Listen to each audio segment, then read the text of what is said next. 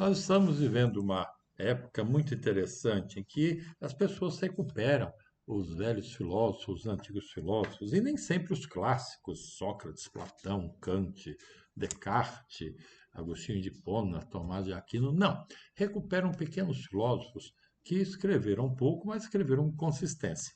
E o pessoal que gosta de programação neurolinguística, palestrantes e tal, estão adotando alguns pensamentos dos filósofos estoicos, em especial Sêneca, Epíteto e Marcos Aurelius. Tanto que os livros deles viraram febre, estão vendendo bastante, as pessoas lendo muito. Outro dia, inclusive, fui palestrar em um local e um menino veio me perguntar o que eu achava dos estoicos. Eu falei, quem são os estoicos? E ele, como assim, não é filósofo? Sou, cara.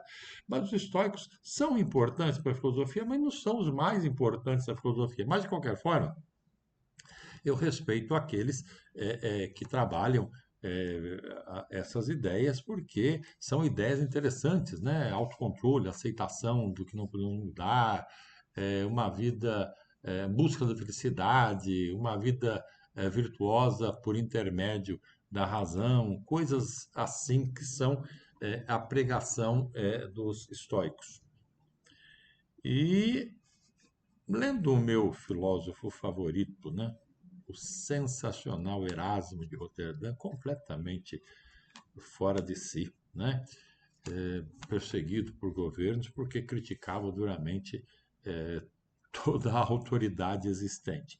E ele estava em visita, em viagem para a casa de Thomas More, que foi primeiro-ministro de Henrique VIII e teve sua garganta cortada porque discordou de Henrique VIII ou não fez alguma coisa que Henrique VIII queria que fosse feita à sua maneira. E ele, segundo a história, em uma semana escreveu um livro chamado Elogio da Loucura, que eu leio e releio porque gosto muito desse livro. E por que que ele dá esse nome ao livro?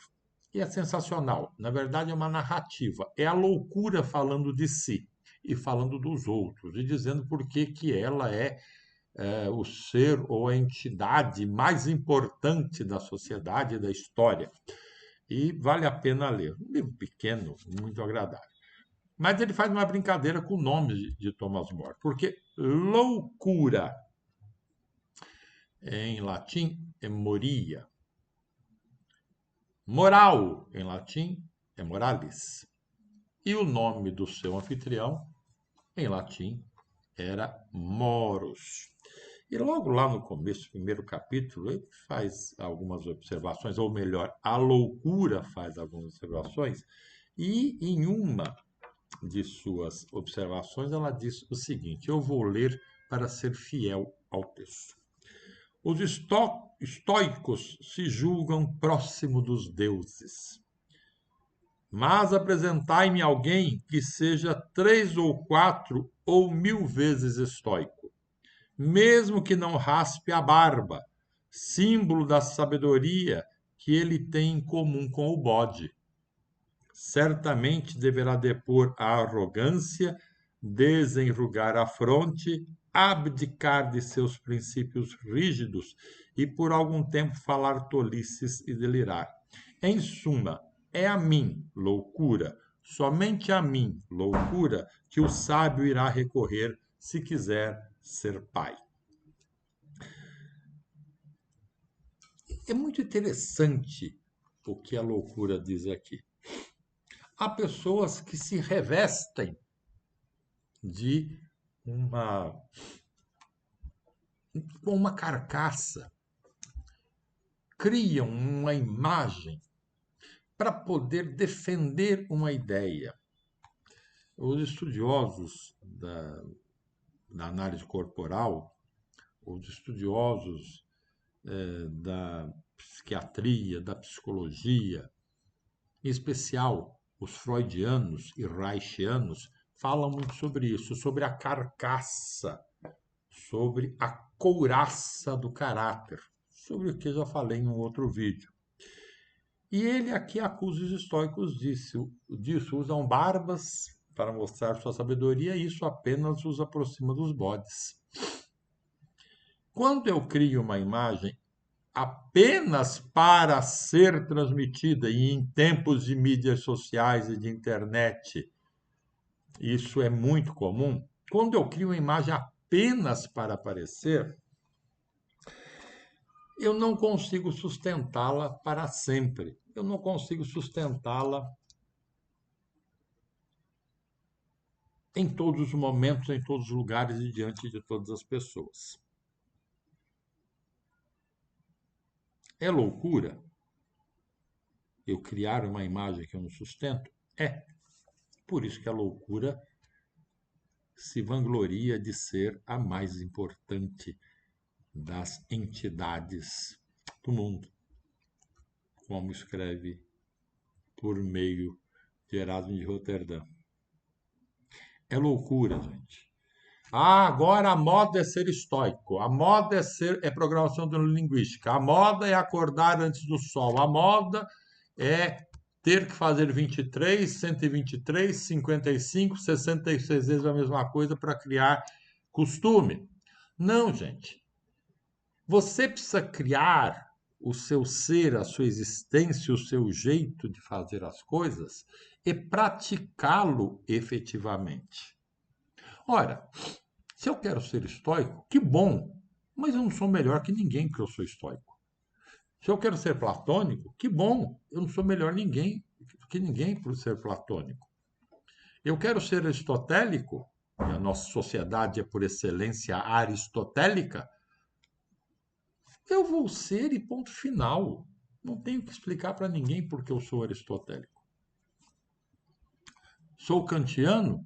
Tá bom, cara. Vai todos os dias, 4 da tarde, vai dar uma volta no quarteirão da sua casa, como Kant fazia. Bom, o, o que me incomoda e me preocupa é que as pessoas transformam isso como regra absoluta e mudam depois. Essas pessoas que pegam um livro e transformam, ou um conceito, ou um pensamento e transformam como regra da sua vida, elas acabam se arrependendo depois. Quantos convertidos, desconvertidos religiosos nós não temos? Quantos que acreditam firmemente nesta igreja, nessa doutrina, nesse padre, nesse rabino, nesse pastor, e depois mudam? Não, porque eu não estava no caminho certo, agora eu encontrei o caminho verdadeiro. Amigo, é preciso pensar melhor sobre isso e ter uma linha condutora da sua vida.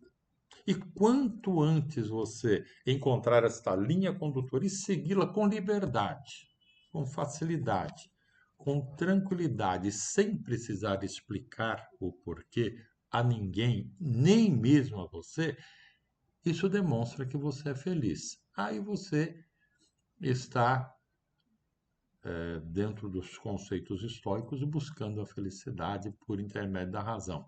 Eu sou assim, ponto final. Eu não vou mudar por nada. Quando eu contrato pessoas, eu faço uma pergunta: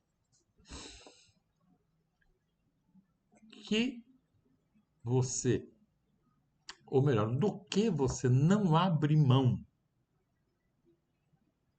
por nenhum benefício na vida? Qual o princípio, qual o seu valor humano que você não abre mão de jeito nenhum? Nem por dinheiro, nem por benesses, nem por cargos, nem por posses, nem por nada. É aquela coisa que você diz, eu sou assim e ponto final. É uma resposta muito difícil de ser dada. Muito difícil. Porque às vezes essa resposta nunca foi pensada. Esses princípios, esses valores, esta ética pessoal nunca foi refletida. Então, minha proposta para vocês hoje é: estude o estoicismo, estude o platonismo, estude o aristotelismo, estude os demais filósofos, estude programação neurolinguística, estude tudo, mas não transforme isso em chatice na sua vida e nem princípio absoluto provisório. Escolha o que há de bom em cada elemento desse, em cada estudo desses, e crie um princípio seu, valores seus, defina o seu futuro, como você quer fazer e onde você quer chegar. Tá bom? Um grande abraço a vocês, muito obrigado, beijo e até a próxima.